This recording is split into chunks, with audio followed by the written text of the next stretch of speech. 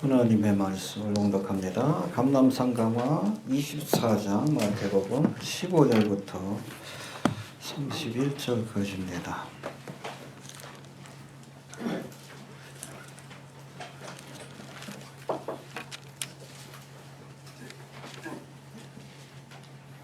이스라엘이 경험하게 될 종말의 사건입니다. 15절부터 31절.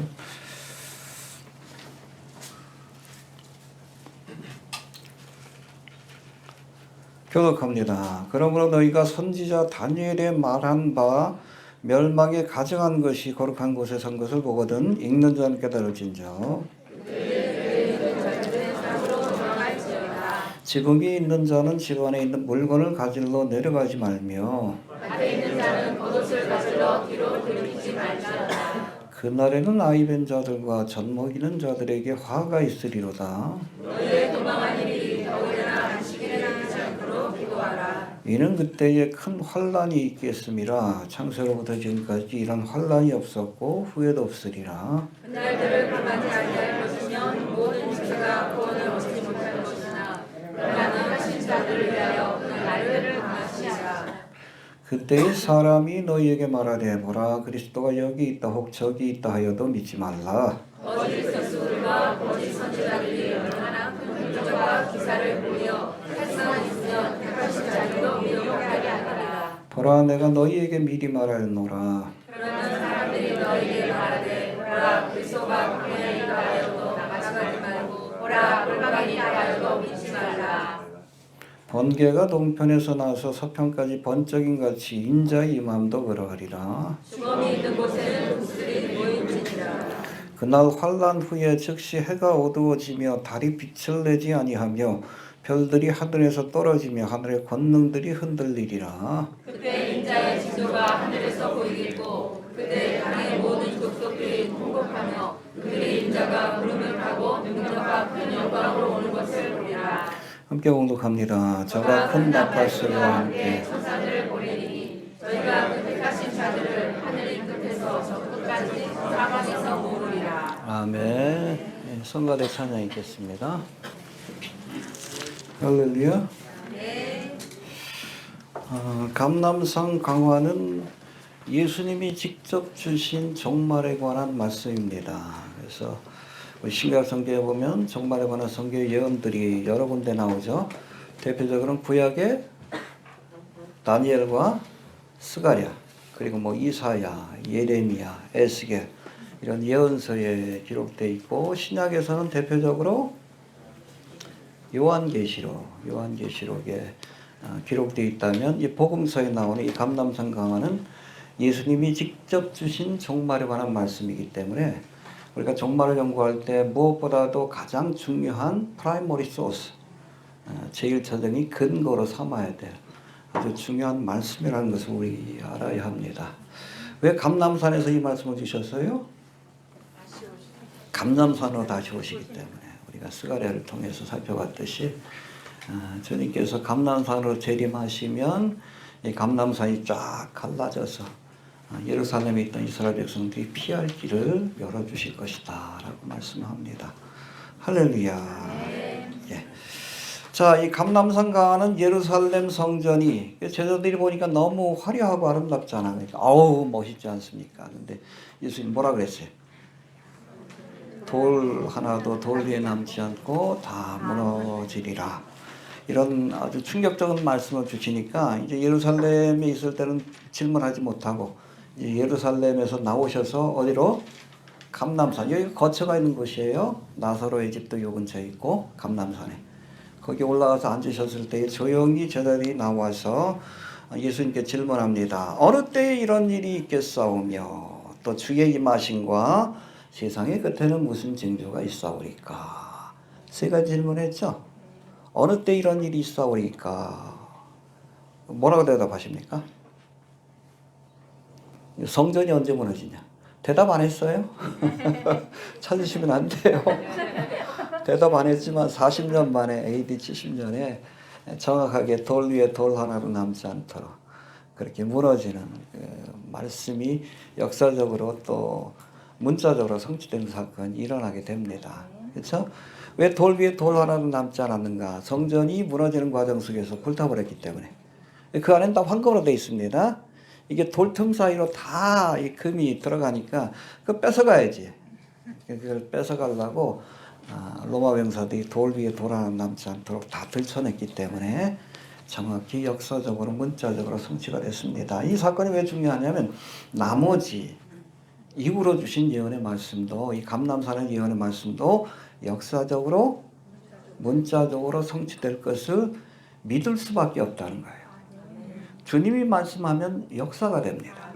그래서 우리 요한계시록 시작할 때 나는 처음과 나중이요 알파와 오메가다. 여러분 우리에겐 시간이 과거에서 현재에서 미래로 나가지만 하나님께는 알파 오메가가 똑같은 시간이에요. 시간의 개념이 우리하고 다릅니다. 알겠습니까? 다 보시는 거예요. 과거도 보시고 현재도 보시고 미래일까지. 그러니까 여러분 성경이 예언할 수 있는 거예요. 하나님께는 이미 다 펼쳐진 일들입니다. 그거 보고선 여러분 예언의 말씀을 기록하신 거예요. 사도 요한에게도 미리 보여주시고 마지막 때가 되면 이 표를 사람들이 오른손이나 이마에 받는데 이걸 받지 않으면 물건을 사고 팔 수 없어. 그거 본 거예요. 여기다 짐승의 표로 쓰인 칩 같은 걸 박아가지고 이거 가지고 물건을 결제하는 걸 본 거예요. 지금 눈앞에 펼쳐지고 있잖아. 사도 요한이 봤어요. 봤는데 그걸 표현할 방법이 없으니까 그렇게 표현한 거예요. 666 있잖아요. 여러분 바코드 보면 다 666 기호 들어가 있잖아. 짐승의 표. 이러고 있잖아. 짐승의 표. 응? K-pop 가수들 맨 이러잖아. 666 666 하나 더. 저거 있잖아요. 꾸눈이라고 성경이 되어 있으니까. 뭐하다 그랬지. 아무튼 주님께는 여러분 알파 오메가가 되십니다. 미래의 일이 여러분 미래가 아니에요. 주님께는 이미 펼쳐져 있는 그런 사건이다. 알겠습니까? 그래서 우리가 AD 70년에 돌 위에 돌 하나도 남지 않도록 이 성전이 무너지는 사건이 성취된 것처럼 역사적으로 문자적으로 늘 강조합니다. 해봅시다. 역사적으로 문자적으로 아직 성취되지 않은 종말 사건도 역사적으로 문자적으로 성취될 줄 믿어야 그리스도인이야. 그러니까 안 믿으면 가짜예요. 초림의 사건이 역사적으로 문자적으로 베들레헴에 오신다? 오셨잖아요. 나무에 달리실 것이다? 됐잖아요. 부활하실 것이다? 됐잖아요. 그럼 여러분 재림의 사건도 우리가 믿어야지. 마지막 때에 곡가막 전쟁이 일어날 것이다? 믿어야지. 감람산으로 다시 오실 것이다? 믿어야지. 7년 대환란이 있다? 믿어야지. 휴거의 사건이 있다? 믿어야지. 안 믿으면 그리스도인이 아니요. 말씀을 믿으시길 바랍니다. 요한복음 봐요. 여러분 예수님이 성육하신 말씀.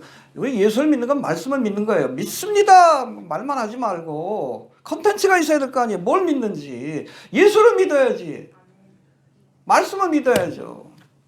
1.1획도 틀리지 않고 그대로 이루어지는 하나님의 말씀을 믿는 사람이 예수 믿는 사람이에요. 그런 사람이 구원받는 거예요. 엉뚱한 거 믿는 거, 다른 예수를 믿으니까, 다른 복음을 믿으니까, 다른 영에 취해 있으니까 구원 못 받는 거지. 제대로 믿어야, 예수를 믿어야, 제대로 믿어야, 말씀을 믿어야 구원 받는 거예요. 아무튼 이게 첫 번째 질문에 대해서 예수님 대답하지 않았고, 마지막 질문은 뭡니까? 세상 끝에는 무슨 징조가 있으리까? 뭐 난리에 소문이 있을 것이고, 미혹하는 자도 일어날 것이고, 뭐 복음이 땅 끝까지 뭐 전파될 거. 우리 지난 시간에 살펴봤습니다. 그리고 두 번째 질문이 뭡니까? 주의 임하실 때에 무슨 징조가 있사오리까? 해봅시다. 주의 임하실 때에 무슨 징조가 있사오리까? 이미 초림의 사건이 일어났으니까 여기서의 주의 임하심은 재림의 사건. 근데 이 재림의 사건은 두 가지로 나눠집니다. 은밀하게 비밀스럽게 찾아오는 공중재림의 사건. 할렐루야. 그런가 하면 공개적으로 그렇게 모든 민족이 볼 수 있도록 찾아오시는 지상재림의 사건. 할렐루야. 교회가 기다리는 재림의 사건은 공중재림이에요. 이 땅에 시험이 다가오기 전에 하나님께서 예비하신 처소로 데려가시는 할렐루야. 이게 우리가 피할 도피처는 거기밖에 없어. 이스라엘을 위한 도피처는 뭐 보스라에 예비하시지만 그건 우리랑 상관없어요. 교회를 위한 도피처는 한 대 쳐서밖에 없어요. 피하시길 바랍니다. 내가 이 시험의 때를 면케하리라. 패스오버하는 은혜를 주셔야 함. 받아야지. 공부만 남아 계셔요. 받아야지. 몇 년 전에 뭐 막 도피처 장사하고 있잖아. 엉뚱한 소리예요. 뭐 남미에 도피처가 있다고, 뭐 어디에 도피처. 웃기는 소리 하지 마. 우리에게 예비하신 도피처 하늘에 쳐서밖에 없어요. 근데 유대인들은 아직 예수를 안 믿으니까. 언제 믿어? 7년 대환란 때 야곱의 환란이라고 부르는데 이 환란을 통해서 회개하는 거예요. 찌른 바 그를 바라보고 통회자복하면서 2000년 전에 내가 우리 유대민족이 십자가에 못 박은 그분 또 창으로 찔러서 죽인 그분이 바로 하나님 보내신 메시아라는 사실을 깨닫고 통회자복함으로 민족적으로 회개해서 예수님을 영접하고 떠나간 교회를 대신해서 14만 4천 명을 중심으로 선교적 사명을 감당함으로 땅끝까지 복음이 전파되는 거예요. 교회는 하다 가는 겁니다. 알겠습니까? 마지막 이삭 죽기의 사역은 여러분 그 유대인들에게 이스라엘 백성들에게 맡겨져 있다는 우리는 본 수소만 하고 가는 거예요.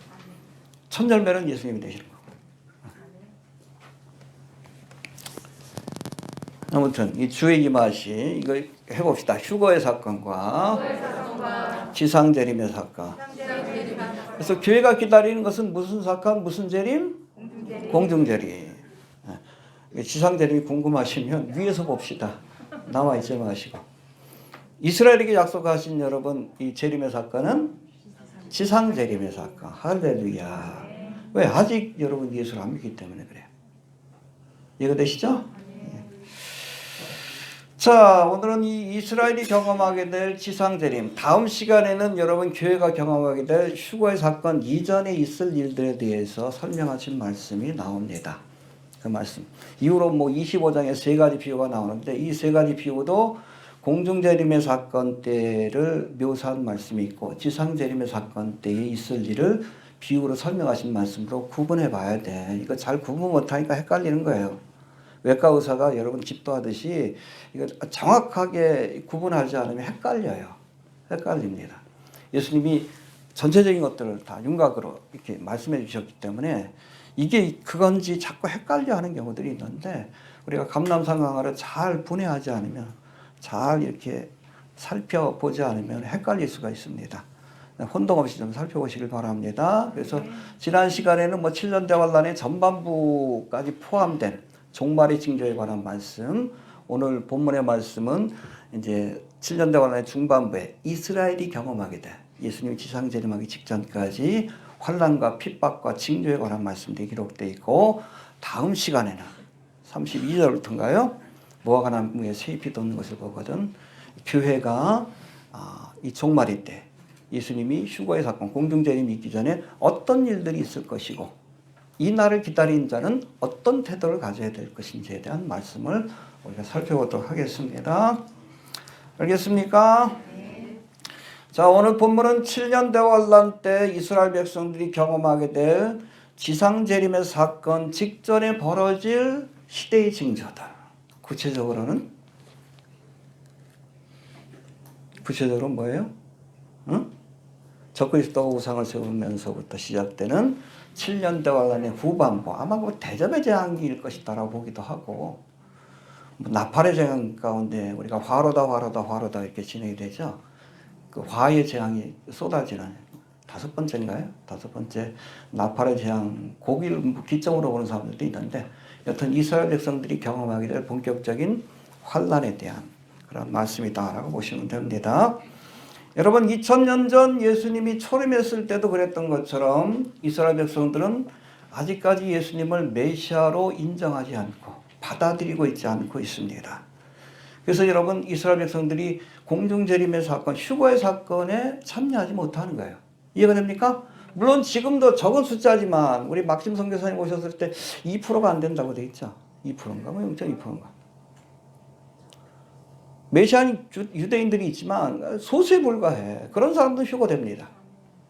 그리스도 안에 속한 자들이기 때문에. 대부분의 유대인들은 휴거되지 못하고 이 땅에 남겨졌다가 7년 대환란 때 민족적으로 회개하고 지상재림하시는 예수님을 메시아로 영접함으로 할렐루야 천년왕국에서 제사장 나라로서의 사명을 감당하게 될 것이다 라고 성경은 말씀하고 있습니다. 알겠습니까? 예.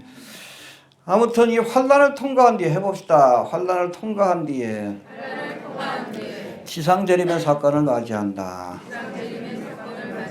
예, 그래서 이 7년 대환란을 구약에서는 다니엘서 9장 27절에서는 한 일의 사건.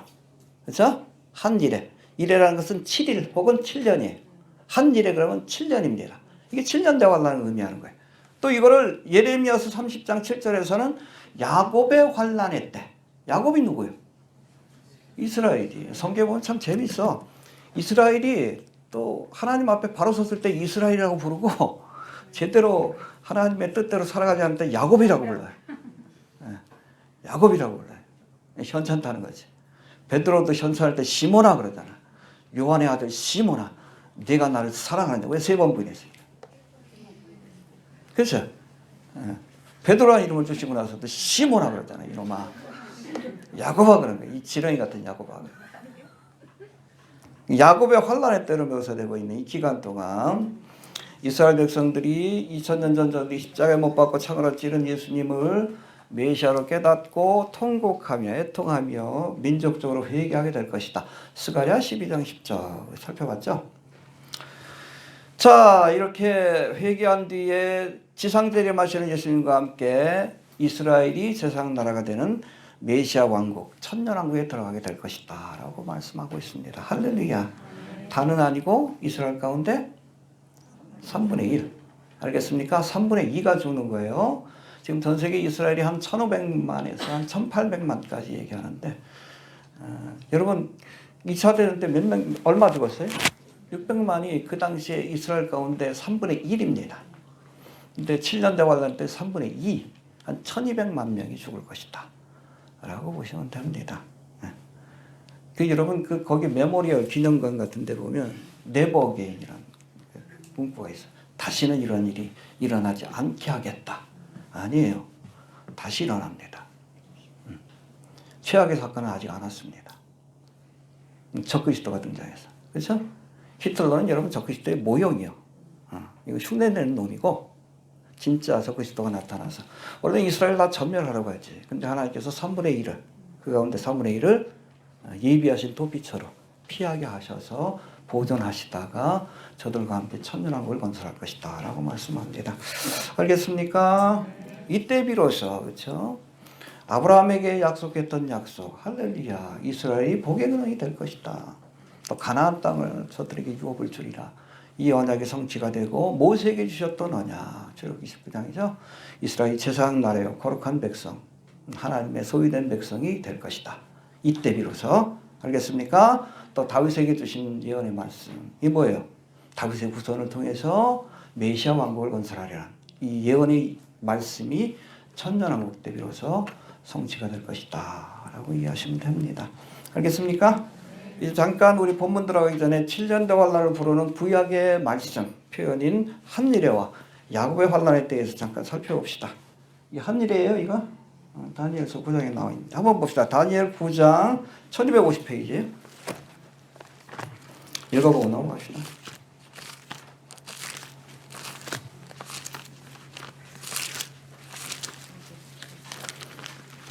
(24절부터) 봅시다. 9장. 오늘 본문에 27절의 말씀을 예수님이 인용하셨는데 24절부터 봅시다. 9장 24절부터 27절까지 1250페이지 시작. 내 백성과 내 거룩한 성을 위하여 수시리로 구하는 정한 아니하니 허물이 많으며 죄가 끝나며 죄악이 영성되며 영원한 의가 드러나며 이삭과 예언이 임하며 또 지극히 거룩한 자가 기름 부음을 받으리라. 예, 내 백성과 이스라엘 백성과 내 거룩한 성 예루살렘을 위해서 70일의 기한을 정했다. 알겠습니까? 하나님이 정하신 예언이 성취되는 기간이다라고 보시면 됩니다. 이 기간 동안 허물이 맞춰지고 죄가 끝나고 죄악이 영속되며 영원한 의가 드러나며 이상과 예언이 응하며 또 지극히 거룩한 자가 기름 부음을 받으리라.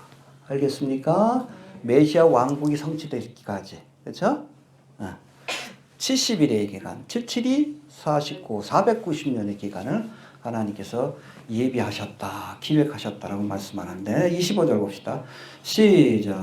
그러므로 너는 깨달아 알지니라. 예루살렘을 중건하라는 명이 날 때부터 기름 부음을 받은 자 곧 왕이 일어나기까지 일곱 해와 20일마다 지났고 내게 곤란한 동안에 성이 중건되어 머리와 십자가 이를 것이며. 여기 봅시다. 그러므로 너는 깨달을지어다 예루살렘을 중건하라는 명이 날 때부터. 이 어디 나와요?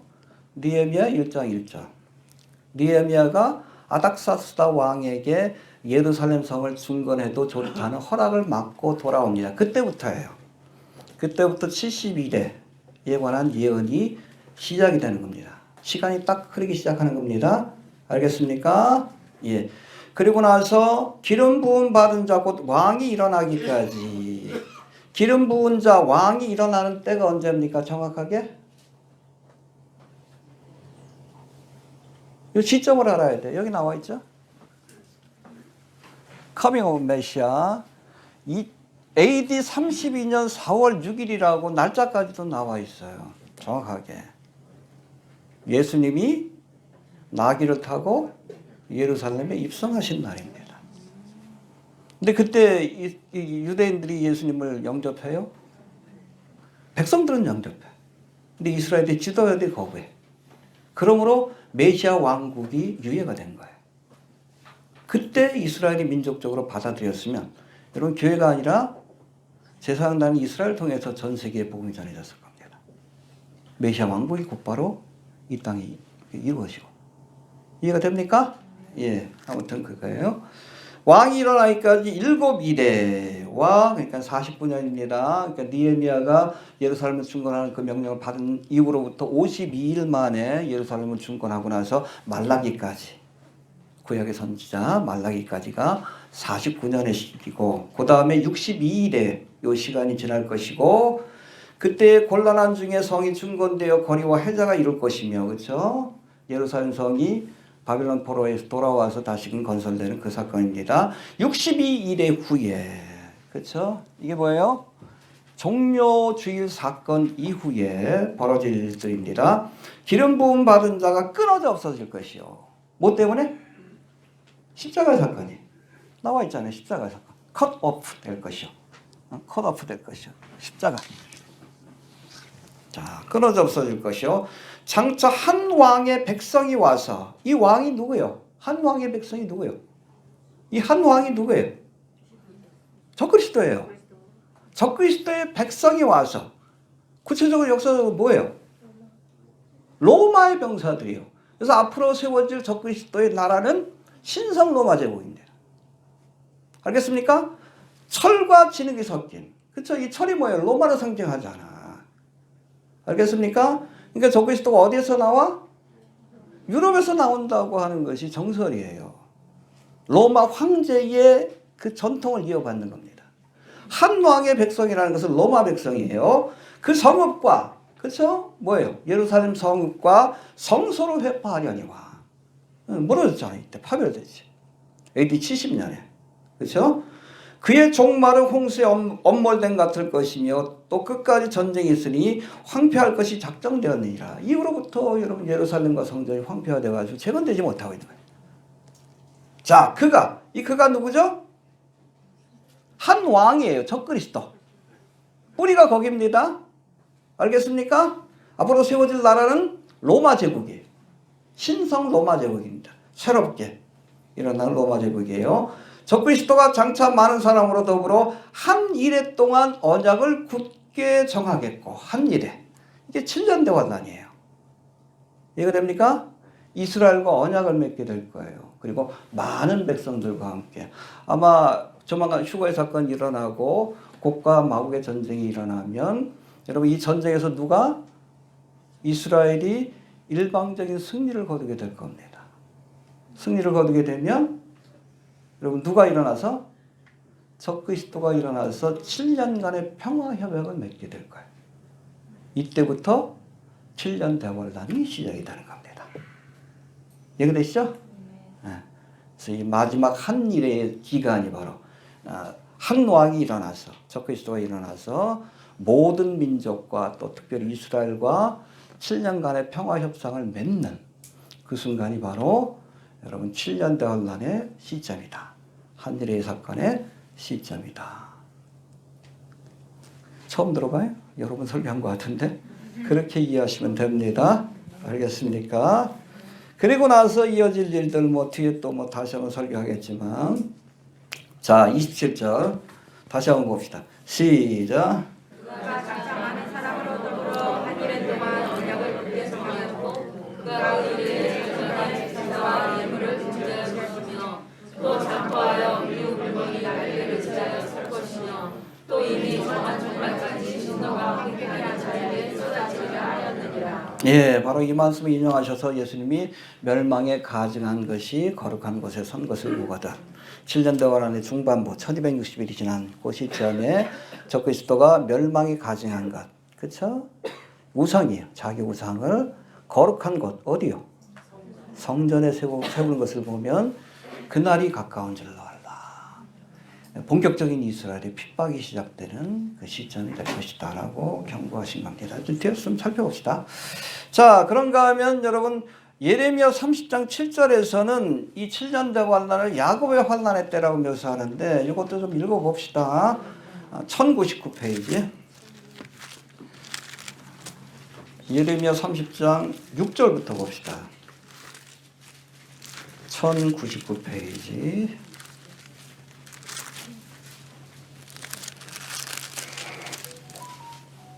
자 봅시다. 7년 대환란을 묘사한 겁니다. 여기도 6절부터 봅시다. 시작. 너희는 자식을 해사는 남자가 있는가 물어보라. 남자가 해사하는 여인같이 손으로 받게 허리를 주고 그 얼굴을 질식하여 돌림은 없으시며. 예, 여러분 재난의 시작이라고 할 때 이 재난이 뭐예요? 해산의 고통이에요. 버스 페인. 이거 똑같아요. 이스라엘이 해산의 고통과 같은 고통을 겪게 되리라. 아이를 낳을 때까지 예수님 제상제림할 때까지. 이해가 되시죠? 그 다음에 7절 시작. 슬프다 그날이여 피할 데 없이 이는 야곱의 환난의 때가 되리로다 하는 그가 이에서 정말 되리로다. 그래서 피할 데 없는 창세 이후로 이와 같은 재난이 없었다. 뒤에도 나와요. 큰 재앙을 겪게 되는데 이 재앙을 야곱의 환난의 때라고 묘사합니다. 이스라엘을 위해서 기획한 기간이에요. 이해가 됩니까? 왜 환난을 줘요? 환난을 통해서 회개하라고. 두들겨 맞아야 회개하는 거예요. 우리도 그렇잖아. 만사형통할 때는 예수 안 찾잖아. 좀 두들겨 맞아야 하나님 찾지. 천부여 의지 없어서. 이게 하나님이 환난을 주시는 거예요. 그것도 축복이에요. 멸망받기로 작정한 사람들은 여러분 죄를 지어도 그냥 내버려둬. 잘 먹고 잘 살게 하셔. 지옥 가라고. 근데 택한 백성들은 환난을 주셔. 야곱의 환난했대. 왜? 회개하라고. 그것도 은혜입니다. 야곱의 환난했대. 회개하라고 주신 기간이에요. 계속 한번 봅시다. 8절 시작. 그날의 비가 는 서서 그 명을 벗어버리며 내 죄를 끊으리니 네가 이 다시는 너를 부리지 못할 것이며. 예, 바벨론 포로를 앞두고 주신 말씀이에요. 여러분 이방인의 때라는 표현이 나오죠 성경에. 언제부터 언제까지? 이스라엘이 바벨론에 끌려간 그때부터. 그렇죠? 지속적으로 여러분 이스라엘은 이방인들에 의해서 다스림을 받았습니다. 예수님 당시에도 마찬가지고. 이게 언제 끝나요? 7년 대환란이 끝날 때 끝나게 되는 겁니다. 할렐루야. 다시는 이방인들에게 너희가 이렇게 멍에를 매지 않고 구속되지 않게 될 것이다. 할렐루야. 예. 그 다음에 10절 봅시다. 9절 시작. 너희는 너희 하나님 나 여호와를 섬기며 내가 너희를 위하여 일으킬 너희 왕 다윗을 섬기리라. 예, 천년왕국의 비전이에요. 다윗의 후손이 예수님이기도 하고 또 어떤 해석에서는 부활한 다윗이 천년왕국 기간 동안에 이스라엘을 다스릴 것이다. 그렇게 보기도 합니다. 12지파는 누가 다스려요? 12제자들. 알겠습니까? 그렇게 해석하기도 합니다. 10절 봅시다. 시작. 그러므로 나 여호와가 말하노라 내 종 야곱아 두려워 말라 스스로야 두려워지 말라 내 자손을 포로된 땅에서 구하려니 야곱이 돌아와서 태평과 안락을 얻을 것이라. 너는 그를 기억할 자가 없으리라. 언제? 마지막 때에. 예. 알겠습니까? 근데 야곱의 환란의 때를 통과해야 돼. 7년대 환란을 통과한 뒤에 다윗의 후손이 예수님이 재림하심으로 비로소 저들에게 약속하신 이스라엘의 축복이 회복이 될 것이다. 아브라함과 모세와 다윗에게 주신 언약이 성취가 될 것이다. 그걸 말씀하신 거예요. 설교 하나 끝났습니다. 알겠습니까? 계속합시다.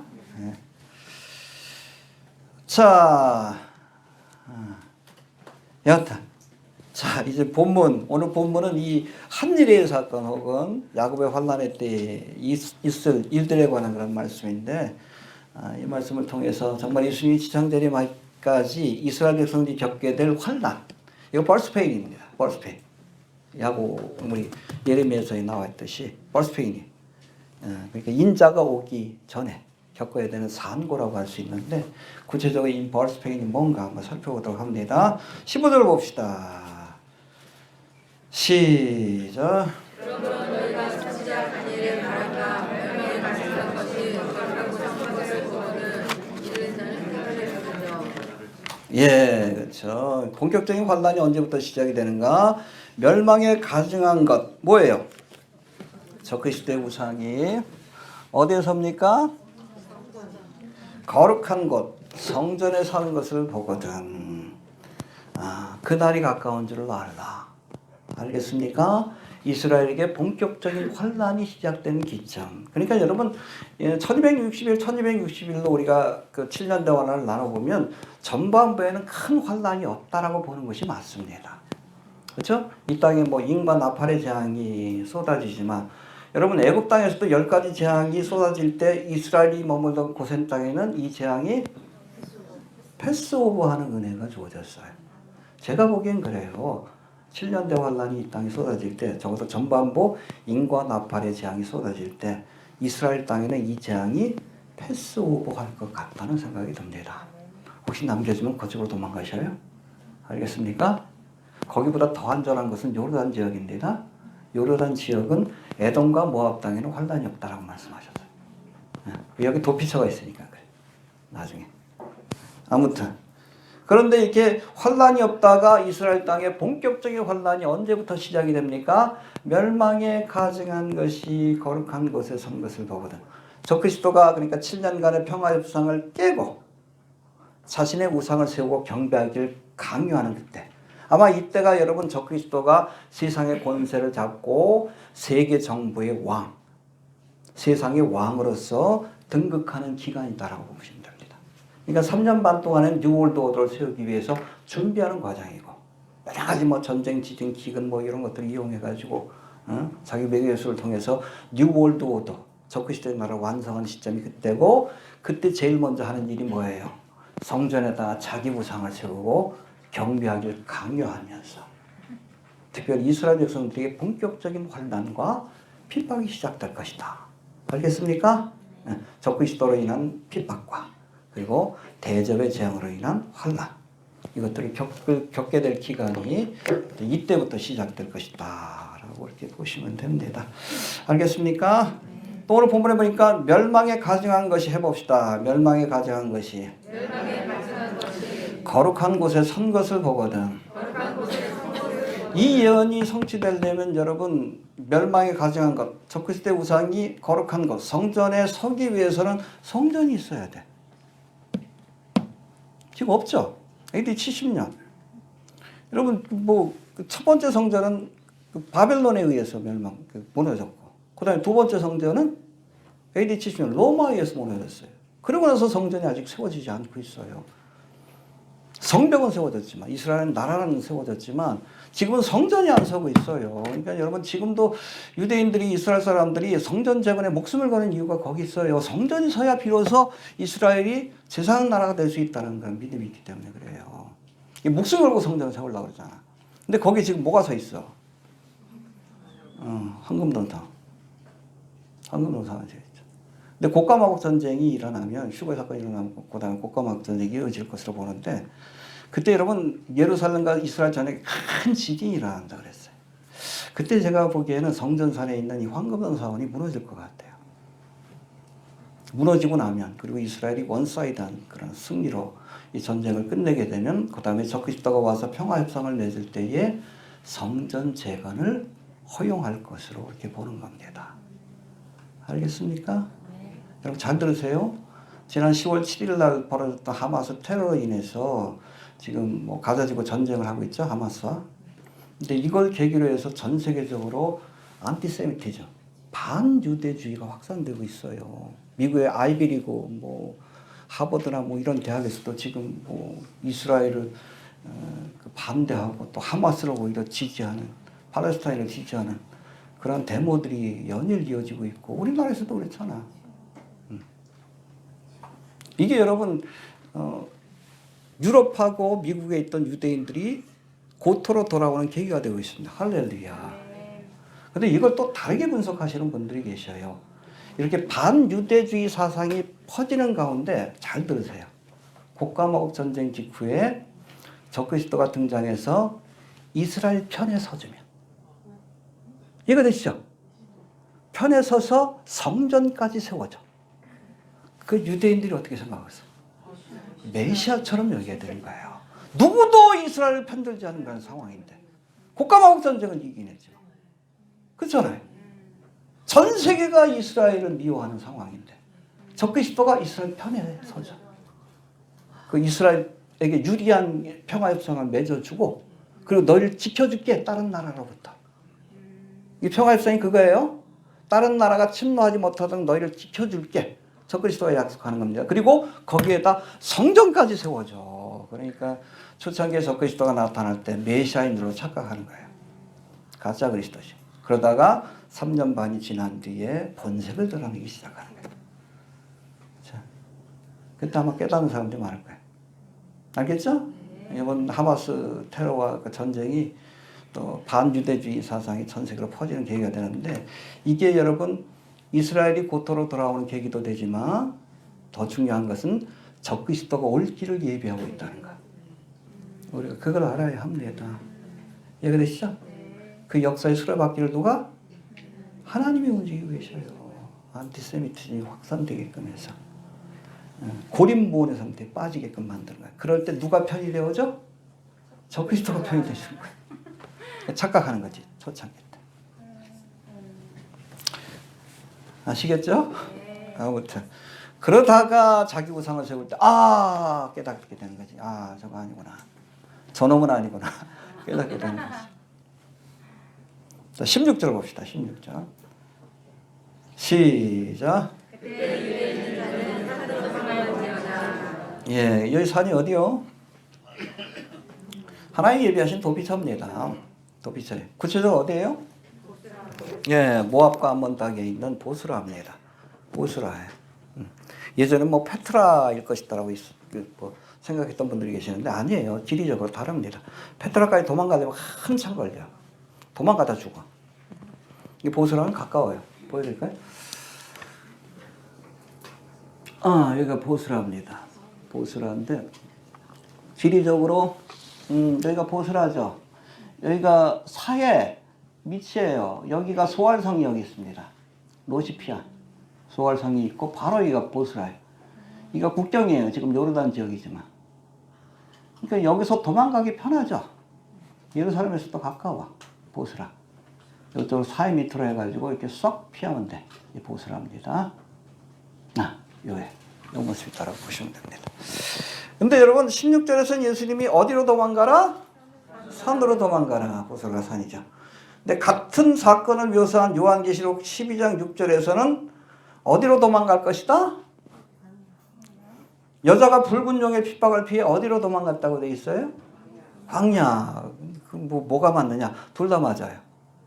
광야에 있는 산입니다. 풀 한 폭이 없어요. 여기 보면 보스라. 좀 있나? 아무튼 좀 있긴 있네. 어떤 광야에 있는 산이라고 보시면 됩니다. 광야에 있는 산이다. 틀린 게 아니에요. 어디는 광야로, 어디는 산으로 묘사되어 있지만 같은 내용입니다. 보스라 이곳으로 피할 것이다. 미가서 2장 12절에도 이 말씀이 나와 있습니다. 이 광야 한가운데 하나의 요새처럼 산이 둘러져 있는 한때는 세겜, 에돔 족속의 수도이기도 했다. 페트라와 마찬가지로. 그런 요새와 같은 곳인데 이곳으로 하나님께서 인도하셔서 시편이라는 뜻을 갖고 있어요. 양의 오리. 하나님이 3년 반 동안 적그리스도로부터 지켜주셨다가 예수님 재림할 때 여기 있던 사람들이 이제 천년왕국에 이렇게 제사장 나로서의 그 역할을 감당하게 될 것이다 라고 보시면 됩니다. 알겠습니까? 근데 예수님이 적그리스도의 우상이 성전에 세워지는 것을 보면 어디로 도망가라? 그런데 산으로 도망가라 하시면서 누가 도망가라고 되어 있어요? 유대에 있는 자들. 왜 하필 유대에 있는 자들일까? 여러분 이스라엘 지도를 보면 유대만 있는 게 아니에요. 보십시오. 여기가 예루살렘이에요. 예루살렘. 중간에 뭐가 있습니까? 위에는 갈릴리. 밑에만 예루살렘 밑에만 유다예요. 왜 유대에 있는 사람들일까? 여기는 도망을 갈 수가 없어요. 시간적으로도. 도피처가 여기 있기 때문에 그래요. 이해가 됩니까? 예루살렘 밑에 있는 사람들만. 이게 남쪽 지역이죠. 여기 있는 사람들만 보스라가 여기 있으니까 도망갈 시간을 얻게 될 거예요. 왜 유대에 있는 사람들인지 이해가 되시죠? 갈릴리가 아니라 사마리아가 아니라. 또 신앙적으로도 이 사마리아는 어떤 지역입니까? 아수르와 함께 혈통적으로 신앙적으로 섞인 신앙을 가진 사람이 혼합종교. 북이스라엘의 수도였고, 그리고 갈릴리는 예수님 당시에도 이방인의 갈릴리라는 표현이 있을 만큼 이방, 로마의 문화, 이방의 문화가 섞여 있는 곳입니다. 신앙의 순수성을 지키지 못한 사람들이에요. 우리가 텔아비브 그러면 뭐 지금은 예루살렘은 수도라고 하지만 공식적인 여러분 이스라엘의 수도인데 이 텔아비브에서 매년마다 개최되는 동성애 축제가 세계적인 축제 중에 하나입니다. 이게 여기 있어요. 사마리아 땅에. 여기 있어요. 여기가 텔아비브예요. 가이사라 바로 이쪽에 있지. 가이사라. 요바라다. 여기. 하이파하고 갈멜산이 여기 있고. 그렇습니다. 이 사람들은 신앙의 순수성을 지키지 못한 사람들이에요. 그나마 지금 정통파 유대인들이 있고 하나님의 말씀에 열심히 있는 사람들이 다 유다 지역에 머물러 있어요. 밑에 보면은 뭐 오파킴도 있고 그런데 요번에 그 뭐 하마스가 와서 테러를 저질렀던 데가 유대 지역입니다. 그렇게 보시면 돼요. 우리 막심 선교사님이 주로 사역하는 것도 이 지역이다라고 보시면 됩니다. 그래서 지금 번역을 해가지고 자꾸 저거 하려고 하는 이유가 거기 있어요. 여기다 두려고 하는. 왜냐면 여기 사람들은 피할 시간도 없고 또 피하고자 하는 믿음도 없을 것이다라고 보는 거예요. 그러니까 적그리스도가 멸망에 가져간 것을 거룩한 곳에 세울 때에 계엄령을 때릴 겁니다. 사람들이 다니지 못하게. 그러면 요 위에 사람들은 살아날 가능성이 없어. 다 죽는 거예요. 경배하지 않으면 다 죽는 거예요. 근데 밑에 있는 사람들, 유대에 있는 사람들만 기회를 얻게 될 거예요. 이해가 되시죠? 그런 급박한 상황이다라고 그렇게 이해하시면 될 것 같습니다. 알겠습니까? 자, 17절, 18절 넘어갑시다. 17절, 18절. 시작. 지중해 있는 자는 주변에 물건을 가지러 내려가지 말며 밖에 있는 자는 겉옷을 가지러 뒤로 물음치 말지어다. 예, 물건에 대한 겉옷에 대한 미련 때문에 뒤돌아보면 붙들리는 거예요.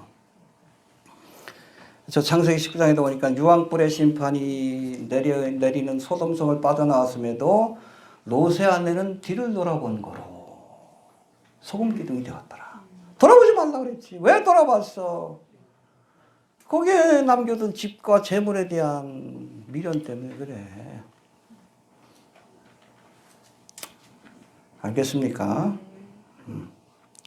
여러분, 적그리스도가 성전에다 자기 우상을 세우고 경배하기를 강요한다는 것은 이스라엘 땅에 본격적인 환란이 시작된다는 신호입니다. 이때는 살기 위해서 다 버리고 가야 돼. 여러분, 다급한 상황에서는 목숨 하나만 우리가 제일 가장 중요시 여길 게 뭔가 생각해. 교통사고가 난다니 그럴 때도 사람이 제일 중요해. 차가 중요한 거 아니에요. 돈이 중요한 거 아니에요. 살고 나서 돈도 필요하고 차도 필요한 거지. 신앙생활 할 때도 마찬가지예요. 환란이 오면 우리가 정신이 맑아져야 돼. 우선순위를 딱 정해야 돼. 목숨이 중요한 거예요. 쟁기를 들고 뒤를 돌아보는 자는 하나님 나라에 합당치 않다. 소금기둥되어 죽습니다. 붙들려요. 돈에 대한 미련 때문에. 알겠습니까? 이 마지막 때를 살면서도 자꾸 돈에 대한, 세상에 대한 미련 욕심 때문에 뒤돌아보는 사람들이 있어. 이번에 저 주한장로에서 크게 터질 것 같은데, 폰지 사기 때문에. 안수 집사가 뭐 사기를 치는 거, 뭐 뉴스에 나오는 것 같던데, 하나, 둘씩. 폰지 사기가 뭔지 아시죠? 뭐 하라고 투자를 유치해요. 투자를 유치하는데, 그럼 배당금을 준다고. 그러니까 뭐 은퇴한 사람들 뭐 아파트 팔아가지고 수억 원씩 맡기죠? 맡기면 그거 가지고서 새로 투자 유치한 사람들 돈을 가지고 이 사람들 배당금을 주는 거예요. 계속 돌려막기 하다가 나중에 감당하실 수 없으면 뻥 터지는 거예요. 지금 주한장로교회가 지금 폰지 사기가 터지기 직전이다. 아마 수조 원대 피해가 나올 거예요. 뉴스까지 나오니까. 거기는 뭐 안수 집사가 좀 그러고 있는데 그 대전에는 무슨 교회예요. 그 목사가 그러고 있어. 선교한다고 무슨 뭐 이상한 기업 하나 만들어 놓고 투자하라고. 이 폰지 사기지. 거기도 수천억대 피해가 날 것 같다는 얘기를 하는데. 돈 쓸 데 없으면 선교하셔요. 그러게. 그냥 맛있는 거 사 드시고 엉뚱한 데 저가지 마시고. 가볍게 하셔요. 여러분, 재물과 하나님을 겸하여 섬길 수 없다 그랬어요. 이 교회 안에서도 지금 하나님을 섬긴다 그러면서 그 아론의 종교처럼 있잖아요. 금송아지 우상 섬기는 사람들 많어. 아론 같은 목사들이 너무 많아요. 말씀으로 인도하는 모세가 아니라 금송아지 우상을 가지고 아론이 뭐라 그랬어? 이게 우리를 애굽 땅에서 구원해낸 여호와 하나님이라고 그랬어. 지금 그런 것들이 많어. 번영신학이니 뭐니 그래가지고. 돈 하지 교인들이. 그러니까 폰지 사기 넘어가지. 목사가 폰지 사기나 하고. 에? 비트코인 장사나 하고. 그게 바로 여러분 로세 아니에요. 구원의 길을 가면서도 어디에 마음이 있어요? 소돔성에, 돈에. 마지막 환란의 때에도 마찬가지. 이스라엘 백성들도 야 그거 가지러 내려가지 마. 뭐 중요하다고. 금부치가 뭘 중요해. 빨리 도망가라. 다 버리고 떠날 준비를 하시길 바랍니다. 네. 혹시 주님께서 이제 뭐 추가 사건 때 부르실 때 잠깐만 그러면 그래 7년 뒤에 와라 그러십니다. 미련 두지 마시고 좀 적당히 좀 뭐 돈도 좀 누리세요. 알겠습니까? 쌓아두려고 하지 마시고. 요즘 또 부동산 거품이 터져가지고 내년에는 뭐 난리가 날 것이다라는 얘기를 하는데 영끌해가지고 지금 부동산 뭐 투자했다가 지금 망하게 된 사람들 많아. 지금은 사실 여러분 빚만 없어도 부자예요. 저거 하면은 쓸데없는 일에 저거 하지 마시고 투자한다고 뭐 폰지 사기에 투자하고 부동산에 투자 그럴 때도 아니요. 적당히 누리시고 좋은 일에 천부의 보화를 좀 쌓아두시길 바랍니다. 알겠습니까? 그래야 여러분 하늘에다 쌓아둬야 세상에 대한 미련이 없는 거예요. 재물 있는 곳에? 그렇죠. 아니 데이트할 때 봐. 맨 그 데이트 비용에 다 돈 쓰지. 마음이 거기가 있어서 그래. 천국에다 보화를 쌓아둬봐. 마음이 거기가 있지. 뒤돌아보지 않지. 가서 내가 받아야지. 하나님 앞에 상급 주실 것 같아. 엉뚱한 데 투자하지 마십시오. 알겠습니까? 자, 누리시고 좋은 일에 투자할 수 있게 되길 바랍니다. 자, 19절 20절. 이 반밖에 못했는데. 시작. 그날에는 아이된 자들과 정의된 자들에게 화가 있으리로다. 너희는 평안히 너희나 안식에 되지 않도록 기도하라. 예, 아이 벤 자들과 젖 먹이는 자들에게 화가 있으리로다. 그럴 수밖에 없잖아. 이 아이 때문에. 그러니까 여러분 이 마지막 때는 우리의 삶을 좀 심플하게 해야 돼. 겉옷을 벗어버려야 돼. 소경바리매오가 예수님 부를 때에 겉옷을 던져버리고 유일한 재산이에요. 거지에게. 자사수는 물려있는 겁니다. 우리 지금처럼 뭐 옷이 많은 시기가 아니니까. 재산 목록 2호예요. 거지는 집이 없을 테니까 그게 집이요. 근데 예수님 부른다고 할 때 탁 던져버리고 하자. 좀 몸을 가볍게 해야 합니다. 여러분 출애굽 때도 보면 하나님께서 유월절 음식을 먹을 때 어떻게 먹으라고 그랬어요? 허리에 띠를 띠고 해봅시다. 허리에 띠를 띠고 발에 신을 신고 손에 지팡이를 잡고 급히 먹으라. 왜? 언제든지 가라 그러면 떠나야 되기 때문에. 마지막 때 사무리도 좀 정리하셔요. 너무 이렇게 얼거매 있는 것들도 가지 마시고 단촐하게 언제든지 주님 부르시면 떠날 수 있도록. 알겠습니까? 네. 우리 얼거매는 것들이 없도록 이렇게 단촐하게 이렇게 살아가야 합니다. 예. 그리고 보니까 너희의 도망하는 일이 겨울에나 해봅시다. 겨울에나 안식일에 되지 않도록 기도해라. 이스라엘의 겨울은 무기입니다. 한 석 달 비가 오고 늦은 비하고 이른 비하고 늦은 비가 와서 농사를 짓는 시기가 바로 그때다 이렇게 보시면 돼요. 이 겨울. 근데 여러분 이 겨울에는 비가 내리니까 와디라고 해서 건기 때, 그러니까 뭐 봄부터 시작해서 가을까지 건기 때, 이때는 여러분 와디라고 해서 이 계곡이 길이 돼요. 길이 됩니다. 비가 안 오니까 그냥 그 길로 다니는 거예요. 이 와디로. 근데 여러분 겨울이 돼가지고 이 비가 오기 시작하면 이 와디에 물이 차. 갑자기 물이 차요. 길이 끊어져 버려. 도망을 못 가. 그러니까 겨울이 되지 않도록. 알겠습니까? 이게 뭐예요? 평탄한 길을 달라고 기도하라는 거예요. 그렇죠? 아브라함의 여러분 노정 그 엘리에셀인가요?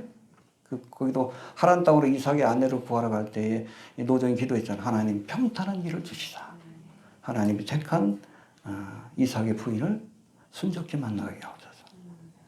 알겠습니까? 네. 그리고 안식일은 뭐예요? 이스라엘 가운데는 뭐 율법적으로 안식일에 갈 수 있는 거리가 1.8km밖에 안 돼요. 더 이상 도망을 못 가잖아. 도망을 못 가니까. 그러니까 겨울에나 안식일 되지 않도록. 뭐 딴 게 아니라 평탄한 길을 달라고 기도하라는 얘기예요. 우리도 여러분 주님께서 부르시기 전까지 평탄한 길을 달라고 기도하십시오. 뭐 건강으로 인해서 어려움 겪거나 아니면 물질적인 문제로 인해서 어려움 겪지 않고 평탄히 신앙생활 하다가 알겠습니까? 안식일이나 겨울이 되지 않도록 주님께서 부르실 때 홀가분한 마음으로 떠날 수 있도록 해봅시다. 평탄한 길을 주옵소서. 제가 말씀드렸으니까 기도하십시오. 주님 오시기 전까지 평탄한 길을 주셔서 크게 어려움 없도록 너무 욕심낼 필요도 없고 평탄한 길을 주셔서 믿음 생활 잘 하다가 주님께서 부르실 때 홀가분한 마음으로 떠날 수 있도록 기도하시길 바랍니다. 자, 21절, 22절 봅시다. 21절, 22절. 시작. 이는 그때 큰 환난이 있으리라. 창세로부터 지금까지 환난이 없었고 후회도 없으리라. 그날을 맞이하는 것이면 모든 육체가 구원을 얻지 못할 것이나 그러나 택하신 자들을 위하여 그날들을 감하시리라. 예, 창세로부터 지금까지 이런 환난이 없었고 후회도 없으리라. 그래서 여러분 도피처로 피하지 않으면 다 죽습니다. 3분의 1 외에는 이스라엘 가운데서도 도피처로 피하지 못한 사람들은 다 적그리스도에 의해서 또 대접의 재앙에 의해서 그렇게 목숨을 잃게 될 거예요. 알겠습니까? 앞으로 다가올 이 7년 대환란이 바로 그겁니다. 창세 이전에 창세 이후로 이와 같은 환란이 없었고 또 후회도 없으리라 하시는 만큼 아주 끔찍한 우리가 재앙을 겪게 될 것이다. 남겨지지 맙시다. 궁금하면 남아 계시고 남겨지면 안 됩니다. 환란 통과 얘기하는 사람도 참 믿음이 좋아. 예수님이 직접 얘기했는데 그거 견디겠다? 아니요, 못 견뎌요. 그러니까 데려가시는 거지. 남겨진 사람은 어쩔 수 없이 저거 하는 거지. 순교를 해서라도 구원받아야 되니까. 이해가 되시죠? 예, 그리고 22절 다시 봅시다. 시작. 자체가 구원을 얻지 못할 것이나 그러나 택하신 자를 위하여 그날을 감하시라. 예, 그날을 감해 주신다. 근데 여러분 7년 대원란은 하나님께서 한 일로 이렇게 지정하신 기간이에요. 그러니까 전반부가 1260일, 후반부가 이게 감해질 수는 없어요. 날짜가 감해지진 않습니다. 근데 그날을 감하려면 어떻게 해야 돼? 시간을 짧게 해주셔야 돼. 어떻게 가능해요? 지구의 자전이 빨라지면 돼요. 이해가 됩니까? 지금 하루에 24시간 한 바퀴 돌잖아. 이걸 빨리 돌리면 돼. 빨리 돌리면 6시간 만에도 한 날이 되는 거예요. 이해가 되시죠? 여러분 7년 대환란 때 보면 큰 지진이 나고 하늘에서 해성이 떨어지고 여러 재앙이 떨어지지. 그때 여러분 지구의 자전이 빨라질 거라고 보는 거예요. 그래서 날짜로는 1260일이 되지만 시간적으로는 그 날들을 감해 주셔서 견딜 수 있도록 만들어 주실 것이다 라고 보는 겁니다. 이해가 됩니까? 날짜가 감해질 수는 없어요. 이미 정해진 거기 때문에. 근데 그날을 감하기 위해서는 절대적인 시간은 감해질 수 있습니다. 뭐 하나님이 예수님이 만물을 운행하시니까 지구의 자전을 좀 빠르게 하신다든지 해서 하루가 24시간이 아니라 12시간이 될 수도 있고 빠르면은 6시간이 될 수도 있고 그런 식으로 감해 주셔서 택하신 자들을 구원해 주실 것이다. 할렐루야. 네. 감당치 못할 시험은 허락지 않으시고 또 환난이 올 때에 하나님께서 피할 길을 열어주실 것이다. 할렐루야. 어떤 고난 가운데서도 택한 백성들을 위해서 공의를 베풀어 주실 겁니다. 7년대 환난 가운데서도. 알겠습니까? 자, 23절부터 25절까지 봅시다. 시작. 그때는 사람이 너에게 말하되 보라 그리스도가 여기 있다 혹 여기 있다를 믿지 말라. 거짓 그리스도와 거짓 선지자들이 일어나 표적과 기사를 보이어 할 수만 있으면 택하신 자들도 미혹하게 하리라. 보라 내가 너희에게 미리 말하노라. 예, 미리 말했으니까 정신 차리란 얘기예요. 자, 지난 시간에 살펴본 것처럼 거짓 그리스도와 거짓 선지자들의 등장은 종말의 때에 나타날 일반적인 여러분 시대의 징조입니다. 알겠습니까? 지금도 거짓 선지자들이 많죠? 응? 뭐 백신이 짐승의 표다라고 하고 성경을 왜곡하는 그런 거짓 선지자들이 너무나 많아. 거짓 그리스도도 많죠. 문선명이. 예? 또 누구예요? 이만희. 예, 이만희, 제임스. 공통점이 뭐예요? 못생겼다. 못생겼다. 이것은 거짓 그리스도죠. 그 시베리아 예수는 똑같이 생겼는데, 그렇죠? 성화에 나오는 것도. 속지 않길 바랍니다. 일반적인 현상이지만 5절과 11절에 나와 있어요. 7년 대환란이 시작이 되면 여러분 엔타이크라이스트가 아니라 그렇죠? 멸망을 이끌 여러분 적그리스도가 등장할 것이다. 바다에서 올라온 짐승. 그리고 false prophet가 아니라 그렇죠? 거짓 선지자 중에 하나가 아니라 the false prophet. 정말 하늘에서 불을 내리고 기적을 일으키는 거짓 선지자가 나타나서 땅에서 올라온 짐승으로 되어 있죠. 세상을 미혹할 것인데 잘 들으세요. 말씀 안에 바로 서 있지 않으면 다 넘어가게 될 겁니다. 알겠습니까? 여러분 고린도전서 1장에서 사도 바울이 뭐라고 했어요? 유대인은 표적을 구하고 헬라인은 지혜를 구하라. 철학이에요. 세상 철학. 우리는 십자가의 도를 믿는다. 십자가를 내신 예수. 말씀을 믿는 신앙을 가져야 돼. 유대인처럼 표적을 구하는. 어디서 뭐 표적이 나타났다. 뭐 금가루가 떨어진다. 여러분 아무리 그렇게 미혹해도 넘어가지 마셔요. 마지막 때가 되면 이 적그리스도가 죽은 자 가운데 살아날 것이다 라고 되어 있어요. 칼에 맞고 살아난. 이 살아난다는 표현 자체가 여러분 원어를 보면 부활했다는 뜻이에요. 죽었다 부활하게 될 거예요. 이 표적을 구하면 그게 진짜 예수인 줄로 착각하는 거죠. 그리고 거짓 선자는 어떤 기적을 일으켜요? 하늘에서 불을 내린다 그랬어. 여러분 엘리야가 했던 이적 중에 대표적인 것이 갈멜산성에서 불을 내린 거예요. 똑같은 이적을 행한다는 거예요. 이 표적을 구하는 시간을 가지면 다 넘어가. 누구한테? 적그리스도와 거짓 선자한테. 지금도 뭐 표적 일으킨다고 뭐 박씨 무슨 전도사 뭐 엉뚱한 소리 하는 애들 있잖아. 마지막 때가 될수록 이렇게 미혹하는 자들이 많으니까 하나님 말씀만 붙드셔요. 하나님 끝까지 책임지는 건 말씀밖에 없어. 알겠습니까? 말씀 안에 바로 서 있지 못하면 다 넘어갑니다. 또 7년 대화할 때도 하나님의 말씀 안에 깨어 있지 않으면 다 넘어가. 정신을 좀 똑바로 차릴 수 있게 되길 바랍니다. 우리 26절, 27절 봅시다.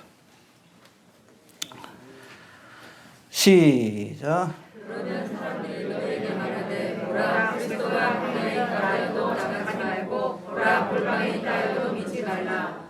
번개가 동편에서 나서 서편까지 번쩍인 같이 인자의 마음도 그러하리라. 예, 번개가 동편에서 나서 서편에 번쩍인 같이 모든 사람들이 지켜볼 수 있도록 주님께서 공개적으로 재림하신다는 얘기입니다. 이건 지상재림이에요.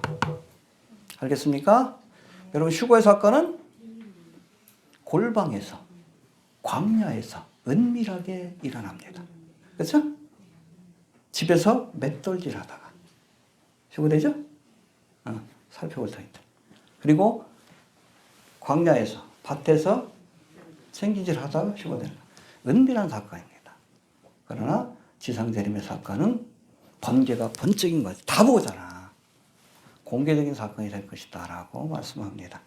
알겠습니까? 이게 구분이 되죠? 비밀한 사건과 공개적인 사건. 뭐 뒤에 또 다시 설명하지만. 또 28절 봅시다. 시작. 죽음이 있는 곳에는 그리스도의 모일지니라. 27절이 예수님이 지상재림하는 모습을 보여준다면 28절은 죽음이 있는 곳에 이게 뭐예요? 독수리가 모일지니라. 무슨 사건이에요? 예수님 재림하셔서 포도틀의 심판을 행하심으로, 그렇죠? 무익도 언덕에 많은 시신들이 넓어질 것이고 이 시신을 먹기 위해 독수리와 같은 새들이 몰려들 것을 예언한 말씀입니다. 할렐루야. 정말 그런지 볼까요? 요한계시록 19장 17절 18절 읽어봅시다.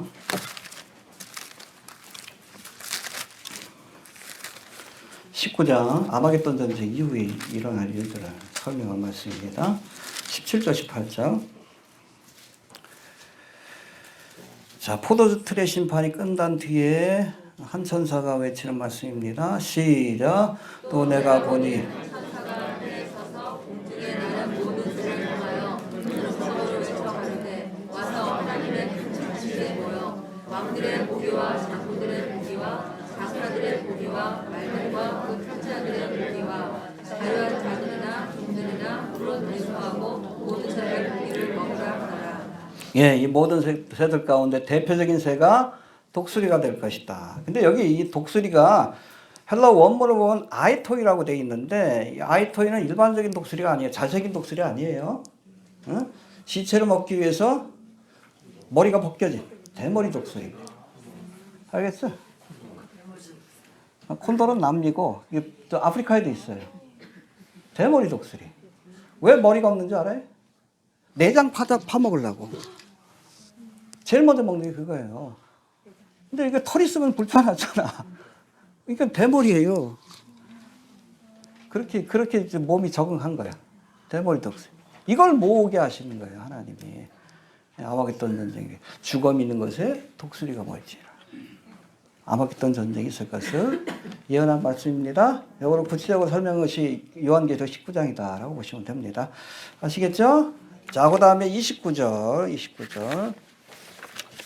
시작.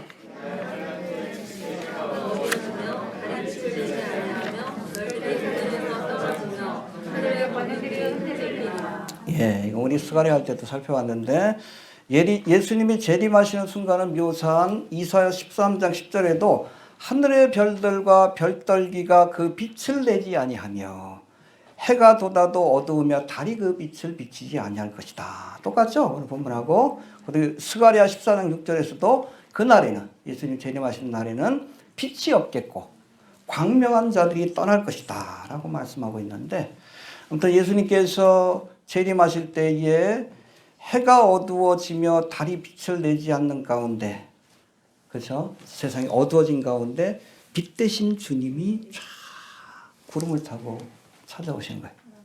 왜? 예수님만이 참빛이라는 것을 보여주시는 그 사건이 될 겁니다.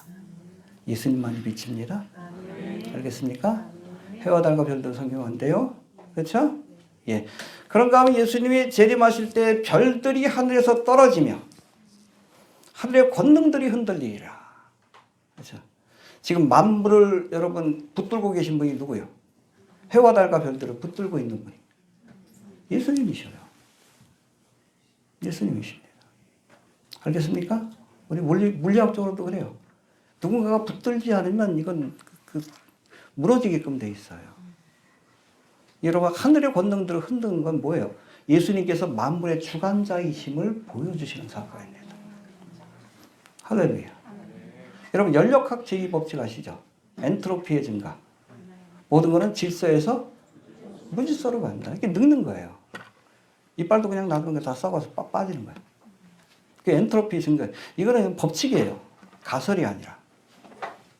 근데 그것이 유지가 되려면 만물의 질서가 유지가 되려면 붙들고 있는 분이 계시는 거예요. 예수님이 우주 만물을 주관하시다. 붙들고 계시는 거예요. 그냥 놔두시면 별들도 떨어지고 하늘의 빛도 어두워지고 그러는 겁니다.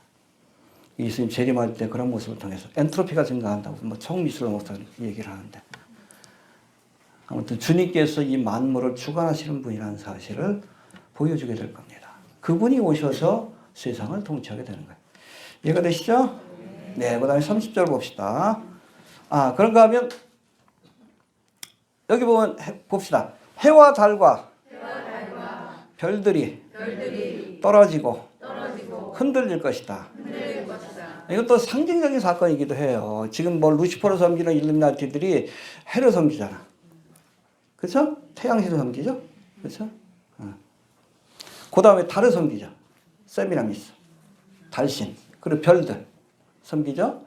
이 타락천사들을 별들로 묘사합니다. 일루미나티도 죽으면 별이 된다. 북한 사회가 그렇잖아요. 누구예요? 김정은이가 태양이고 이번에 그 딸내미가 계명성이라며. 참 웃기지도 않아. 그 일루미나티 국가예요. 태양신을 숭배하는. 이집트도 그렇지만. 이게 여러분 사탄 마귀에 대한 숭배입니다. 그걸 흔들어 놓으심으로 예수님이 참 하나님이신 것을 보여주는 사건이 될 겁니다. 알겠습니까? 예. 저들이 믿고 섬기는 거 흔들어 놓으시는 거예요. 애굽 땅에 내렸던 10가지 재앙하고 똑같다라고 이렇게 보시면 됩니다. 30절 봅시다. 시작. 그때 이제 진도가 하늘에서 보이겠고 그때 땅의 모든 족속들이 호곡하며 그들이 인자가 구름을 타고 능력과 큰 영광으로 온 것을 보라. 예, 앞에서 살펴본 것처럼 공중재림인 휴거의 사건은 광야와 골방에서 일어나는 비공개적인 사건이지만 지상재림의 사건은 땅의 모든 족속들이 볼 수 있도록 공개적으로 임하시는 그런 사건이라는 것을 잊지 않길 바랍니다. 근데 뭘 타고 오신다? 예, 구름 타고 오신다라고 되어 있는데 사실은 영어 성경에는 coming in the clouds라고 되어 있어요. 구름 가운데 오신다라고 이렇게 번역하는 것이 정확합니다. 해봅시다. 구름 가운데 오신다. 구름 가운데 오신다. 왜 예수님이 여러분 승천하실 때도 감람산에서 구름 가운데 올라가셨죠. 그 일반적인 구름이 아니에요. 쉐키나. 이스라엘 백성들을 하나님께서 낮에는 구름 기둥으로, 밤에는 구름 가운데 불기둥이에요. 불이 올랐다고 됐어요. 이 쉐키나 자체가 하나님의 임재를 상징합니다. 하나님이 임재한다는 것을 보여주는 거예요. 에스겔 10장에도 나오잖아. 이스라엘 백성들이 범죄할 때 하나님의 영광이 쉐키나가 성전에서 떠나는 모습을 보여주잖아. 그게 다시 돌아오는 사건이 예수님의 재림의 사건이에요. 이해되십니까? 그때 떠났던 하나님의 영광이 돌아오는. 그러니까 구름 가운데 오시는 거예요. 이해되시죠? 어디로 가셔? 법궤가 있는 곳에 가셔야지. 쉐키나. 그것이 천년왕국의 보좌가 되는 거예요. 그렇죠? 쉬운 자, 은혜의 보좌가 되는 거예요. 이해가 되시죠? 잘 정리해야 합니다. 자, 구름 가운데 오시되 능력과 큰 영광으로 해봅시다. 능력과 큰 영광으로. 초림의 때에는 나약한 아기의 모습으로 오셨지만 재림의 때에는 능력과 큰 영광으로 이 땅에 오시사 만물을 통치하게 될 겁니다. 할렐루야. 믿습니까? 예. 자, 이렇게 주님께서 오실 때에 오늘 본문에 보니까 봅시다. 몇 절이었죠? 몇 절이었죠, 지금? 우리가 살펴보는 게? 30절 다시 한번 봅시다. 시작. 그때 인자의 징조가 하늘에서 보이겠고 그때 땅의 모든 족속들이 통곡하며 그들이 인자가 구름을 타고 능력과 권능으로 오는 것을 보리라. 예, 땅의 모든 족속이 예수님의 재림하시는 모습을 보고 통곡해. 왜? 심판의 때가 다가온 것을 깨닫는 거예요. 요한계시록 8장에도 보면 하나님의 심판으로 큰 성 바벨론이 세 쪽으로 갈라지고 멸망받을 때 땅의 상고들이 통곡했다 그랬어요. 그렇죠? 더 이상 장사도 못하고 심판의 때가 다가온 걸 깨닫고 예수님이 재림할 때도 본능적으로 하는 거예요. 아, 이젠 죽었다. 그래서 지옥 갈 걸 아는 거예요. 여러분 지금 회개의 눈물을 흘리지 않으면 이때 애통하는 눈물을 흘릴 수밖에 없어요. 이해되십니까? 회개할 수 있게 되기를 바랍니다. 자, 예수님이 능력과 큰 영광을 가지고 오시는 또 다른 이유는 뭡니까? 이 땅을 다스리기 위해서 만왕의 왕으로서. 이해되시죠? 그때 우리는 그리스도의 신부로서 주님과 통치에 참여하고 이스라엘은 제사장 나라로서 이 통치에 참여하게 될 것이다라고 말씀합니다. 마지막으로 우리 31절 봅시다. 31절 시작. 저가 큰 나팔 소리와 함께 천사들을 보내리니 저희가 그 택하신 자들을 하늘 끝에서 저기 저기에 사람으로 보내라. 여기 나팔 소리가 나온다고 해가지고 여러분 7년 대환란이 끝나고 나서 휴거의 사건이 일어난다고 착각하는 사람들이 있어. 여러분 이스라엘은 그냥 뭐 나팔절에만 나팔을 부는 게 아니에요. 여러 경우에 나팔을 붑니다. 알겠습니까? 자, 성경에서 나팔은 하나님의 뜻을 전하는 도구예요. 하나님의 말씀이라는 뜻을 갖고 있습니다. 근데 말씀의 의미가 그때그때 다른 거예요. 알겠습니까? 출애굽기 19장에 보니까 하나님이 시내산에 강림하실 때에 모세야 올라오라 그랬지. 그렇죠? 하늘에서 나팔 소리가 들렸다라고 말씀합니다. 하나님의 강림을 나타내는 나팔이에요. 휴거의 사건도 똑같습니다. 휴거의 사건 때 부른 나팔은 하나님이 오신다는 것을 나타내는 나팔입니다. 나팔절에 부른 나팔도 그런 의미예요. 왕이 오신다. 회개하라 깨어있으라. 데키야 하가돌. 그게 바로 그런 뜻이에요. 그러고 나서 마지막에 택기하거든. 왕이 오신다. 그렇죠?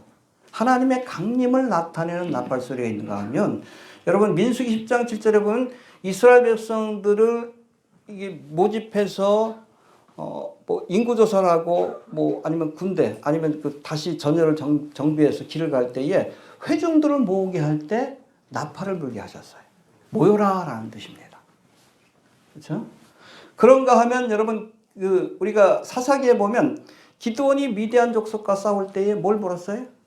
나팔을 불었어요. 전쟁에서 쓰이는 나팔도 있고 또 절기 때 부는 나팔도 있고 제사를 지낼 때도 나팔을 불라는 말씀이 있습니다. 여러 가지 다른 의미가 있어요. 근데 오늘 본문의 나팔은 뭐예요?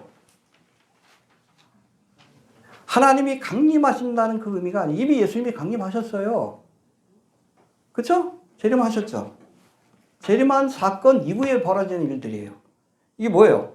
7년 대환란을 통과하고 남은 택하신 자들, 환란을 통과한 환란 성도들과 이스라엘 가운데 3분의 1을 주님께서 모으시는 나팔소리입니다.